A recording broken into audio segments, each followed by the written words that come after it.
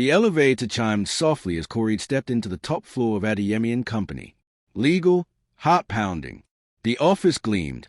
Marble floors, glass walls, chrome fixtures, but it was cold, like a courtroom without witnesses. She clutched her worn brown tote tighter. Mr. Adeyemi doesn't tolerate lateness, the receptionist muttered without looking up. Coreed knocked once on the sleek black door. No response. She opened it. Mof Adeyemi didn't look up from his desk. He wore a charcoal kaftan, sleeves rolled to the elbows, eyes locked on a file. The lagoon shimmered behind him through a wall of glass. "You're late," he said flatly. "I came straight from the BRT. I didn't ask for a backstory. Sit." Coreed sat, palms sweaty. He slid a contract across the table. "This role is probationary. You're here to draft, file, and disappear. No emotion. No noise." She nodded. "Sign." Her fingers trembled as she scrawled her name. He looked up finally. His eyes were sharp, unreadable. "You come highly recommended. But don't expect me to care." For the rest of the day, he didn't speak to her again, only dropped files on her desk like grenades. She typed through lunch. By 8 p.m., she was the only one left. When she finally stood to leave, he walked past her and muttered, "Don't get used to comfort. This isn't a charity." The elevator doors closed behind her. She exhaled. Outside, the humid Lagos night wrapped around her like a warning. Coreed stepped off the Danforth Stadium, shoes coated in Lagos dust. Her back ached from 10 hours hunched over legal documents. Her wig felt glued to her scalp from sweat. The Surulere compound loomed ahead, iron gates swinging lazily, goats tied to a nearby pole, a toddler dragging an empty keg down the corridor. She ducked past neighbors and climbed the stairs to her room, a tiny space lit by a bare bulb and cluttered with law books and borrowed hope. She unzipped her bag, pulled out a crumpled note, 1,200 Nigerian nairas. Not enough for rent, not enough for rice, barely enough for Gary. A knock thundered on her door. "Coreed." Mama Tor barked. "You think this is Redeem Camp? My rent is not tithe." Coreed opened the door slowly. Mama Tor stood there, head scarf twisted like a crown, wrapper hiked above her knees, eyes sharp. "You're owing me 2 months. 2. This is not federal government property. I'll pay you next week. I promise," Coreed said, voice low. "Promise don't pay NEPA bill. You have till Friday. After that, I'll throw your things out. I no go repeat myself." She slammed the door. Coreed sank onto her foam mattress, head in her hands. Her phone buzzed. Bank alert. 0 Nigerian nairas available balance. She opened her cupboard, retrieved a tiny tin of Gary, and poured a handful into a cup. No sugar, no milk, just grit and resignation. She stared out her louvered window. In the distance, she could hear a generator humming, neighbors laughing at a sitcom, the call to prayer echoing faintly. She whispered to herself, "Is this how dreams die?" She didn't cry. Not yet. She just lay there, cup in hand, and let the darkness wrap around her like another unpaid bill. Sunday morning, Coreed wrapped her scarf tightly and slipped into her worn flats. The street was already alive, hawkers shouting, frying oil crackling, but she walked past it all toward the tiny Redeemed Church tucked behind Ojulegba roundabout. Inside, the plastic chairs were mismatched. The ceiling fan creaked. Yet the worship was thunderous. Sweat beaded on brows as voices lifted like smoke. Coreed knelt to the front, eyes closed. "Lord," she whispered, "I'm tired. I'm not asking for riches. Just a break. Just mercy." She didn't feel holy. She felt broken. But still, she prayed. After the benediction, she sat alone for a while. Her phone vibrated. Monday reminder. File brief for MDME. Her stomach twisted. Monday arrived too soon. At 7 a.m., she was already at the office, typing furiously. When the clock struck 10, she stood outside Mo's office, hand shaking. She knocked, entered. He looked up. "What?" I wanted to ask if I could get an advance. Just 1 month. No." She blinked. "Sir, please, just..." I said no. "Coreed, this is a law firm, not a charity foundation. If you can't handle your life, maybe you're not meant to be here. Her lips parted, but no words came. He turned back to his screen. You're dismissed. She walked out like a ghost, spine stiff, heart screaming. Back at her desk, she typed without seeing. She felt humiliated, discarded. Around her, the office buzzed with activity, but she sat still, fighting tears, clenching fists. That night, she left late again. VI's neon lights blurred through her watery eyes as she boarded a kickback to Surulere. Inside, she curled up with her knees to her chest. Her dreams were silent, but her soul was still screaming. The lights were out again in the compound. Corey lit a candle and sat cross-legged on the floor, the room dim and hot. Her phone battery was dead, but her thoughts wouldn't stop racing. Her stomach growled. She hadn't eaten since a piece of bread at dawn. A knock came, soft, deliberate. She froze. Another knock, firmer this time. She stewed slowly, heart thudding. Opening the door slightly, she saw him, Mbadiwe, on her Surulere doorstep, dressed in black, sleeves rolled up, car keys in hand. He looked out of place against the peeling walls and flickering bulb of the hallway. "What are you doing here?" she asked, voice hushed. "I paid your rent," he said bluntly. Her eyes widened. "What?" "I had my assistant handle it. Mama Tour won't bother you again." "Why would you?" "Because I could." Silence stretched between them. "I didn't ask you to," Corey said, jaw tight. "And yet you needed it." He stepped inside before she could stop him. The room shrank with his presence. He looked around. Books, candle, her mattress on the floor. "You live like this." "Get out," she said, voice rising. He didn't move. Instead, he looked at her like he was seeing her for the first time. Vulnerable, small, yet unbroken. "I shouldn't have spoken to you like that," he muttered. "At the office." She turned away, arms folded. "So you came to fix it with rent money." "I came because—" He stopped, exhaled. "I don't know why." Then the air shifted, charged, heavy. She felt him behind her before he touched her. His hand grazed her arm.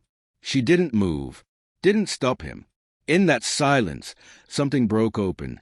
Guilt, need, something darker. And when he kissed her, it wasn't love. It was escape. After, she lay in the dark, curled away from him. He dressed quietly, his eyes unreadable. "See you tomorrow," he said. The door clicked shut. She stared at the ceiling, silent, not because she was okay, but because she didn't know what to call what had just happened. Mof sat in his car long after leaving Surulere, staring blankly at the Lekki toll lights. His hands were still on the wheel, unmoving. He couldn't shake the look in Corey's eyes. Not shock, not consent, just silence. He hated that silence. At home, his penthouse felt colder than usual. The lights too bright, the glass walls too bare. He poured himself a drink, but the burn of the whiskey didn't reach the guilt lodged in his throat. He found himself opening the drawer he hadn't touched in 2 years. Inside, a photograph of Thomason, smiling, free, dead. "You warned me," he whispered. Corey didn't go to work the next day. She sat by her window in Surulere, watching children kick a plastic bottle across the compound. Her phone buzzed with calendar alerts, client files, unread emails, but she ignored them all. Her body ached. Her spirit felt worse. She told no one. There was no one to tell. She scrubbed her floor 3 times. She washed the bedsheet, twice. Still, it lingered, the weight. By Thursday, she returned to the office. Her blazer was clean. Her face was calm. But something in her walk had changed. She no longer shrank when she passed him. Mof said nothing when she entered, just handed her files. But his eyes flickered, hesitation, guilt, something that might have been shame. "Do you want to say something?" she asked, finally. He looked up. "I shouldn't have come to your house." She stared. "But you did." He nodded, jaw tight. "I'm sorry." Her chest tightened. "I don't want pity," she said quietly. "I know." She took the file and left.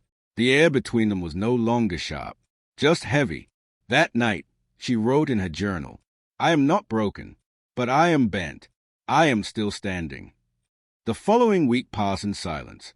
No tension, no arguments, just paperwork, briefings, eye contact avoided. Corey kept her voice steady. Mauve kept his distance. Until Thursday. She was leaving late, laptop bag slung over her shoulder, when she found him waiting near the elevator. He looked different. No suit jacket, no clipped tone. "Can we talk?" he asked. She hesitated, then nodded. They sat outside of the building's rear terrace, overlooking the lagoon. Generator hum in the background, distant horns from Ozumba Mbadiwe below. "I lost someone," he said. "Her name was Thomason. She died 2 years ago. I never forgave myself." Corey said nothing, but her breathing slowed. "She was the only person who ever saw me before this version of me. After she died, I became the man you met. Cold, calculated, cruel." He stared into the water. "What happened between us? I cross a line. That's on me." Corey finally spoke. "You didn't come to Surulere for me. You came for your guilt." He nodded slowly. "Yes, but I stayed because I saw you, and I hated what I did." She looked down at her hands. "So what now?" "I don't want to fix anything. I just want a chance to start again. Properly. Dinner, not duty. A conversation, not command." She raised an eyebrow. "You're asking me out." He smiled faintly. "As a man, not a boss." She studied him. No arrogance, just quiet sincerity. "Fine," she said. "One dinner. No funny business." He laughed under his breath, something rare and real. "I'll pick you up Saturday night," he said, standing. "Make it Sky Bar," she replied. "I like views." He nodded. "Then Sky Bar it is." As she walked away, he watched her, not as someone possessed, but someone finally seen. Sky Bar pulsed softly with Afro jazz and warm fairy lights. From the rooftop, the city stretched in golds and shadows. Lecky traffic like fireflies, ocean breeze tugging gently at Corey's twists. She arrived in a flowing rust-toned gown, simple yet striking. Mauve was already waiting in a navy kaftan, seated at a candlelit table by the glass edge. For the first time, there was no tension between them. Just quiet. "You clean up well," she said, slipping into her seat. He chuckled. "I was going to say the same." They ordered grilled prawns and palm wine. Conversation came slow at first, then gained rhythm, like the city below. He spoke of Thomason again, of how grief twisted him into someone unrecognizable, of nights spent staring at case files to avoid feeling. Corey listened, then shared her own fragments, losing her parents young, surviving with her aunt in Mushin, law school nights fueled by candlelight and Gary. They talked about faith, failure, fear, and laughter, the kind that surprised them both. He leaned in at one point, eyes soft. "I haven't felt like myself in years," he said. Corey met his gaze. "Maybe you're finally becoming him again." The waiter cleared their table, and they lingered. Silence came again, but not the heavy kind. This one was gentle, stretched between them like a shared blanket. He stood, offering his hand. "Come." She rose. Together, they walked to the edge of the rooftop. The city's heartbeat pulsed beneath them. He toned, brushing her cheek with his fingers. "May I?" She didn't speak, just closed her eyes. The kiss was slow, not rushed, not stolen. It tasted of regret and healing and possibility. When they pulled apart, the wind carried the scent of fried suya and ocean salt. "Still scared?" he asked. "A little." "Me too." They smiled, but neither turned away. 1 year later, the office of Adeyemi and Company. Legal felt different. The floors still gleamed. The suit still clicked across tiles. But something had changed. Corey Bankole stood confidently at the front of the conference room, now head of legal operations. Her voice was calm. Sure.